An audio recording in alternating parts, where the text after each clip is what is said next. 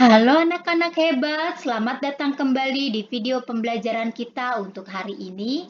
Masih bersama dengan Ibu Ismaria, kita akan belajar bersama pada pelajaran tematik untuk siswa kelas 3 sekolah dasar di tema 2, menyayangi tumbuhan dan hewan, subtema 2, manfaat hewan bagi kehidupan manusia di pembelajaran yang keenam.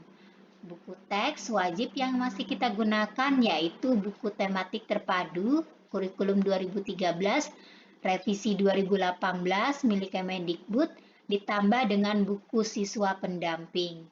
Nah, sebelum kita masuk pada pembelajaran yang keenam, Ibu ingin mengajak kalian untuk mensyukuri karunia Tuhan Yang Maha Esa. Anak-anak, bagaimana pendapat kalian jika mempunyai teman yang sombong? Tentu kalian tidak suka ya jika memiliki teman sombong. Sebaliknya, kalian akan suka jika memiliki teman yang memiliki sikap rendah hati. Sombong dan rendah hati merupakan dua sikap yang berlawanan. Sikap sombong merupakan contoh sikap yang tidak mensyukuri nikmat Tuhan. Sebaliknya, rendah hati merupakan bentuk sikap syukur atas nikmat Tuhan, atas semua kelebihan yang Tuhan telah karuniakan kepada kita. Nah, anak-anak, mari kita masuk kepada pembelajaran yang keenam untuk hari ini.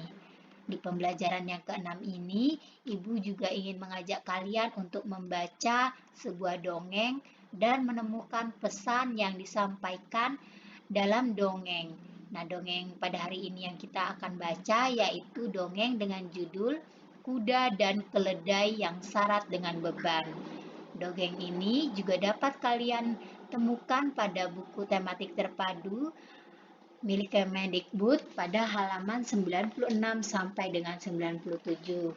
Nah, silakan kalian membaca dalam hati dan Ibu akan membacakan dengan nyaring dongeng ini bagi kalian. Kuda dan keledai yang syarat dengan beban. Pernah ada seorang pria yang memelihara seekor kuda dan seekor keledai. Kebiasaan pria tersebut memuati keledainya dengan beban yang berat. Keledai tersebut terhuyung-huyung karena beban yang terlalu berat, sementara kuda berjalan dengan beban yang ringan. Pada suatu hari, mereka melakukan perjalanan. Keledai berkata kepada kuda, "Maukah kamu mengangkut sebagian dari beban saya? Saya merasa sangat tidak enak badan.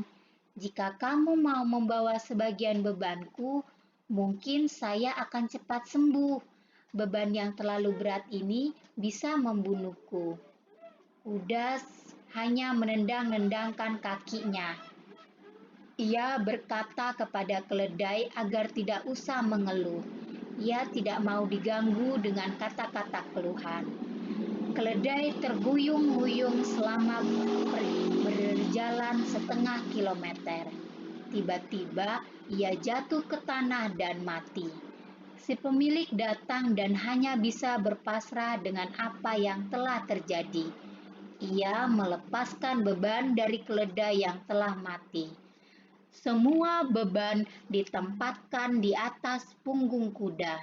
"Aduh," keluh kuda saat dia merasakan beban berat. Beban bertambah dengan berat tubuh keledai yang telah mati.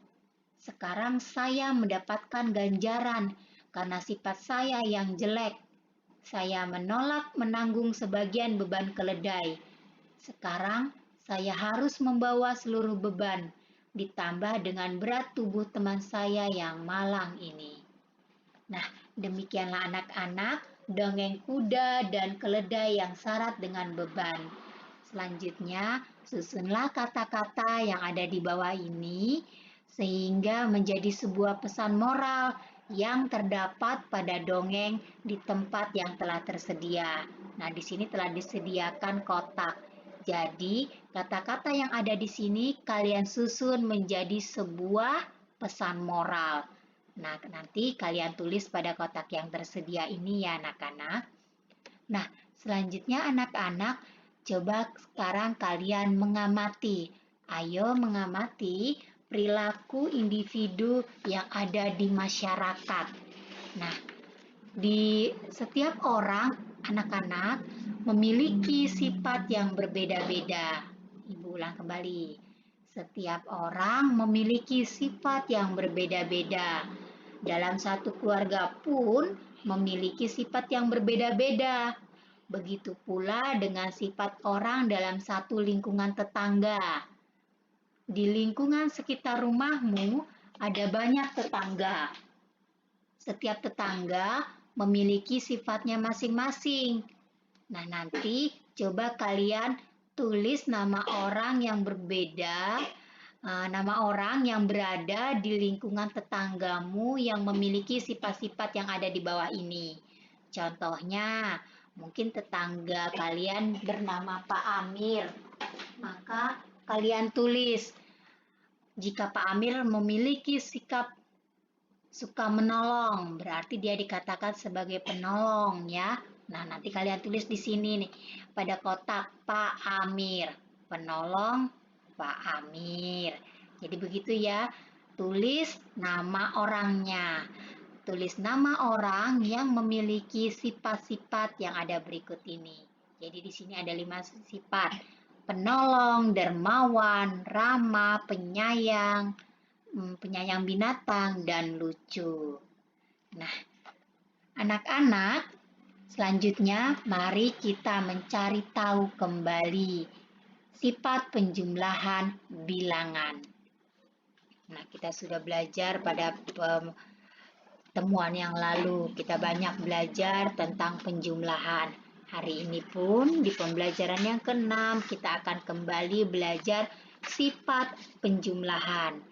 Nah, di sini Ibu memiliki soal cerita untuk membantu kalian memahami sifat penjumlahan bilangan. Pak Slamet mempunyai 10 buah kandang. Di setiap kandang diisi 4 ekor kelinci. Berapa jumlah kelinci Pak Slamet? Nah, anak-anak, jadi jumlah kelincinya Pak Slamet adalah 10 dikali 4. Karena tadi ada 10 kandang dan setiap kandang diisi dengan 4 kelinci. Jadi 10 dikali 4 sama dengan 4-nya kita jumlahkan sebanyak 10 kali. Kita lakukan penjumlahan berulang. Perkalian adalah penjumlahan yang berulang. Maka 10 dikali 4 sama dengan 4 ditambah 4 ditambah 4 ditambah 4 ditambah 4 ditambah 4 ditambah 4 ditambah 4 ditambah 4 dan ditambah 4. Jadi penjumlahannya berulang. 4-nya kita jumlahkan sebanyak 10 kali dan hasilnya adalah 40. Nah, selanjutnya Pak Slamet memindahkan kelinci-kelinci itu menjadi 4 kandang agar ringkas. Setiap kandang diisi 10 ekor kelinci. Berapa jumlah kelinci Pak Slamet? Nah, jadi untuk menjawab soal ini, maka jumlah kelinci Pak Slamet adalah 4 dikali 10. Karena tadi ada 4 kandang dan setiap kandang berisi 10 ekor kelinci. Maka perkaliannya menjadi 4 dikali 10 sama dengan 10 ditambah 10 ditambah 10 ditambah 10. Kita lakukan penjumlahan 10 sebanyak 4 kali. Sama dengan 40. Nah, ternyata jumlah kelinci Pak Slamet sama. Baik kita menggunakan perkalian 10 dikali 4 maupun 4 dikali 10.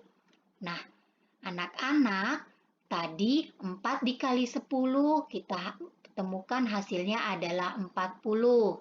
Kemudian 4 dikali 10 sama dengan 40. Kalau yang pertama tadi 10 dikali 4 sama dengan 40. Kemudian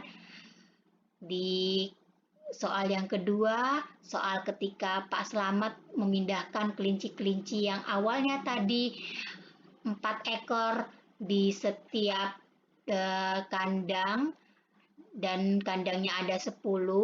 Kemudian di soal yang kedua, jumlah kandangnya adalah 4 dan setiap kandang isinya 10.